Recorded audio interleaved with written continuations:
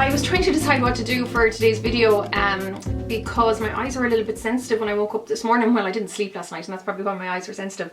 So I figured it'd be a good time to do a foundation review because I haven't done one in ages, and I was looking over the foundations that I have reviewed so far, and I was so surprised to see that I hadn't actually reviewed the Studio Fix Fluid yet, because this is actually the foundation that I use most in my professional kit, in my professional makeup kit, and it's actually a great wee foundation as well as being like a highly misunderstood foundation. So I thought I might as well do my like regular review kind of application and, you know, run through of it for you like I do with many other foundations. So it's the Studio Fix Fluid, which is part of the Studio range by MAC. So you know MAC does a few different ranges. Yeah, like the Prep and Prime range or the Lightful range and the Studio range. So the Studio range consists of the Studio Fix Fluid, Studio Sculpt, Studio Fix Powder Plus Foundation and the Studio Finish Concealers. So they're all quite buildable to full coverage foundations, and these were originally kind of designed to be used on the catwalk and for under hot lights when you're on stage and stuff like that. So that's just a little background on that. So the Studio Fix Fluid comes in a 30ml bottle. It actually comes like this with a screw cap, and it's £31.50 here in Ireland. It's the last of the MAC foundations to still come with this kind of screw top. All the rest of them are kind of like the Matchmaster or the Pro Longwear now, where it has a built-in pump, but I don't think there's any plans that I've heard of yet anyhow to do the same with the Studio Fix Fluid. So as it is, you still have to buy this pump separately. Now the pump in Ireland is £5.50. When I did my last MAC video, because I looked over it, or the MAC foundations video, I looked over to see what I was kind of going on about, and the pump was only €4 back then. That was 2 years ago.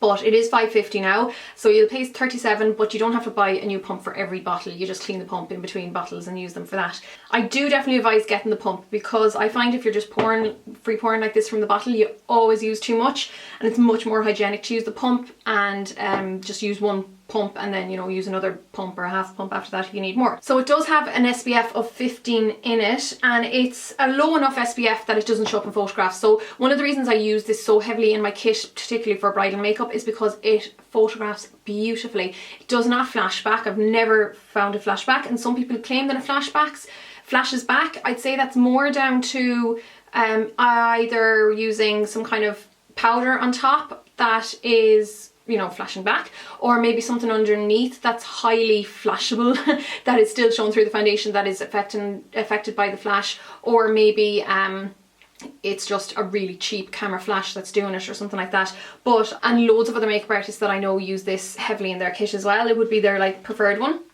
So it is a natural matte finish, which means that it is, you know, fairly shine free, but it doesn't totally flatten the skin. It won't add a dewy finish or anything like that by any means, but it doesn't totally flatten the skin. You still have a natural skin-like look to the skin, which is good. Now a lot of people say that this is a full coverage foundation, and that's one of the misconceptions about it. It's actually a medium coverage foundation, but it's buildable, so you can easily build it up to full coverage, and you'll see that in my wee demo now in a sec. Few of the misconceptions about this is, one, that it's a cakey foundation, and again that's all down to how you apply it. So you need to prep your skin really well for this foundation if you are very dry, particularly because this does contain powders and silicone. So what that'll do is, if you put that on a dry skin area, particularly if you haven't moisturised, what it'll do is it'll absorb any of the little bit of moisture that is in your skin or oil, and it'll make it even drier, and it can look dry and patchy. So your skin would literally kind of absorb the liquid that's in here, or the moisture that's in here, and it would leave the dry, powdery kind of finish left on top, because like I said, it does contain powders. But as long as you prep really well, that won't happen, because I do have dry patches, and as long as I moisturise really well on those patches, it's absolutely fine. And I've used it on dry skin as well in my freelance work, and it's fine. You just have to prep really well. This is particularly long lasting because I suppose it does absorb the like oils and maybe sweat in the skin. It claims an 8-hour wear, and I'd say it definitely does give that. I don't always necessarily find you have to use a primer with this, but if you live in a very humid, hot climate, there's no harm in using a primer. Again, make sure you don't use too much primer, because that can do the opposite. Maybe for a wedding, sometimes if you're very oily, I'd use a primer, but for anyone with like maybe like combination skin where they only maybe have a little bit of a T-zone, I might only put a bit of primer there and leave it free everywhere else. And if you're kind of normal to dry, then I wouldn't bother with the primer. So like I was saying about the misconception about this being cakey, I think that's because people think, well, at first they think it's a full coverage foundation, and loads of people do say that, but when people think of full coverage foundation, for some reason they think that that means you need to pile it on for it to be full coverage, and that's not it at all. It's actually extremely pigmented, which means that you don't need a huge amount to get a good covering. And you do see people piling this on, and a lot of people, particularly here in Ireland, will say that this is their nighttime foundation, even if it's not like, well, usually that means to match a tan, but sometimes it just means to put on heavier, and they think they can go heavier for nighttime because it's lighter or it's lower lighting, so people won't notice when it's cakey. But I think you can wear this beautifully for daytime. Like, I think the coverage I have today is very natural and it's perfect for daytime. So another misconception as well is that this is very irritating to the skin and that it breaks loads of people out. Honestly, like I said, I use this more than any other foundations in my kit, and I've not had one client come back to me to say that this broke them out. And that's not even me like exaggerating. I've never had. Now, I know you see people going on the internet about it, but people are more likely to complain about something rather than rave about something. So you'll see the couple of people that this did break out, because it's not going to suit everyone. No foundation is going to suit everyone. The few people that this did break out, a few of them obviously went on the internet to rant about it, and that spread. But this is a lovely foundation. It doesn't contain some kind of magic ingredient that's going to break everyone out, I promise you that. It doesn't contain mineral oil, as far as I know. It is oil free. But even if it did contain mineral oil, that wouldn't really break you out either, because mineral oil is too, its particles or whatever is too fine to actually clog pores. There are other oils that are much more clog pouring than that. Anyhow, back on track. It's a lovely foundation. I have very little bad things to say about this. It's just that if it's used wrongly or heaped on, or like your skin isn't prepped right, that it looks bad on the skin.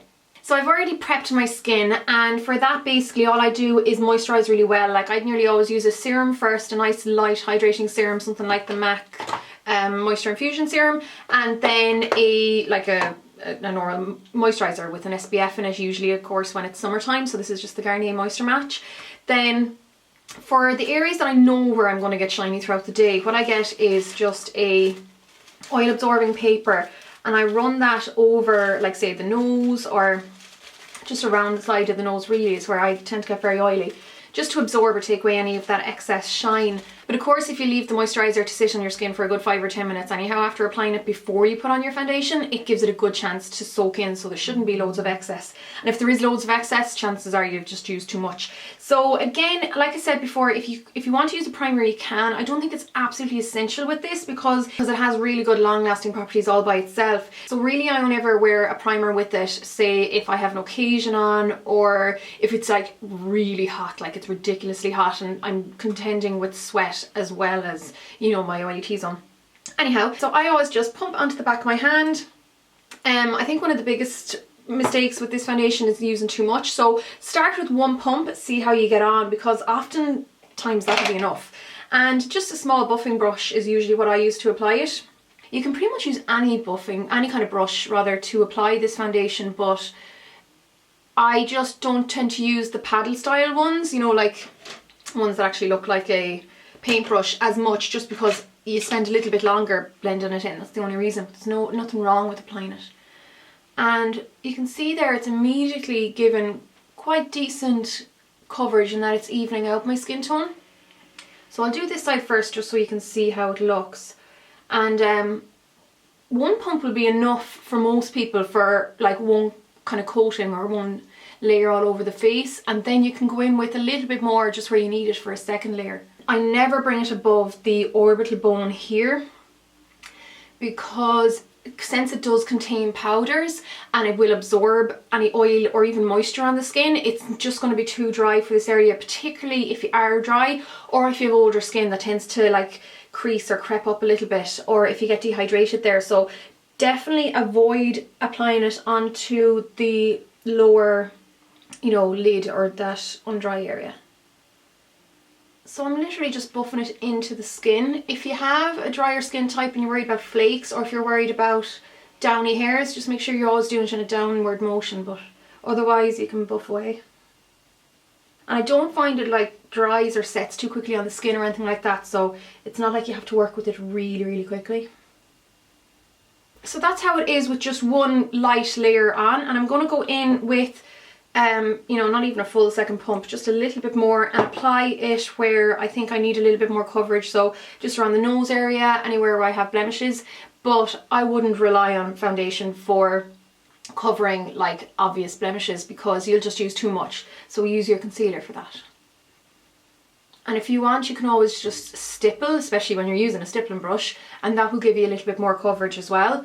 I usually just don't have the patience to stipple, so I don't bother, but it is a good option if you want a little bit more coverage in certain areas. Like, so for me, around the chin would be a good place to stipple, because I just tend to get quite red there. And stippling is a good way of applying as well if you have quite noticeable pores, because it can help to literally fill in the pores, you know, it gets those hairs into the pores and it kind of fills them up with the product. So that's it with my kind of first full layer, and then just going over a few little areas where I thought I need a bit more coverage. I'd say this is like a medium coverage that I've just given myself, but it'll give you an idea of the finish and stuff you get with the foundation, you know, before it's set with powder and all that. So this is it, just set with a wee bit of powder, and I added some under eye concealer and a tiny bit of concealer just there, of the Studio Finish concealer just there onto that cluster of spots, but I don't have like face concealer anywhere else. So again, it'll just give you an idea of the kind of coverage that I get, and I just popped my Mineralized Skin Finish Natural over the top to finish it off. One of the reasons it's such a great range is because it contains about 35 or 36 different shades, which is one of the biggest shade range of foundations that I know of. And of course they added a few more shades there last year, or yeah, it was last year I think. So now they have, the lightest is an NW10, which is basically white, and it goes up to an NW60 I think, which is a lovely dark rich warm shade. And there's a mixture of the NCs and NWs, and they also added in some Cs which are more neutral, but that's very confusing because the Cs in the Studio Fix powder are more cool, because you'd assume that an NC, which means neutral cool, would be more neutral than a C, but it's not the reason for some reason with the fluid, so that is confusing. But they added the C 3.5, the C 4.5 and the C 5 I think, which are more neutral shades, which are great, because I find with a lot of people you nearly need to mix the NC with the NW to get a nice neutral shade, because a lot of people are neutral, and the NCs can be very yellow in some shades and the NWs can be very pink in some shades as well. Like I said, it gives really good coverage, but it mixes really well with primers and with like stroke cream and stuff like that if you did want to give it a slightly more sheared out or luminous finish. So because it is water based but with silicone in it, you can mix it with either like silicone based or water based products, so you can absolutely experiment and see how it sits in your skin when you do mix it with a few other bits. Particularly with the stroke cream, that can be lovely with slightly duller skin or more dehydrated skin that wants more of a pep. And then just to finish off, I'll let you know what I use in my kit, because obviously you don't need to have every single shade in the world. I have, I think it's NC15, NC20, NC30 and NC45. I may have NC35 as well, but I think they're the main NCs that I use. And then I've NW15, which I don't really use. I don't really like the shade of NW15. I think it's a very, it looks very kind of pinky or something on the skin, or it can look just a bit much. NW20 is a much nicer shade, but of course that's a bit darker. I've NW25, NW30 and one of the darker NWs like NW50 or something like that. But I want to get NW10 and 13 for my kit because they're such great shades for here in Ireland, particularly with typical Celtic white skin. But yeah, that's it. I hope this was helpful anyhow. I just wanted to give a really good solid overview of the foundation and give you a good idea about what it does and its personality and maybe whether it would suit you or not. In regards to how I'd set it, like in the demo today I used my Mineralized Skin Finish Natural because it being a matte foundation, it's nice to put something with a little bit of a lift to it, because of course this isn't a totally matte powder, but I will often use a matte powder on it on days where I think I'm going to be sweating loads or it's really hot. So that's it anyhow. Thanks a million for watching guys, and I'll chat to you all really soon.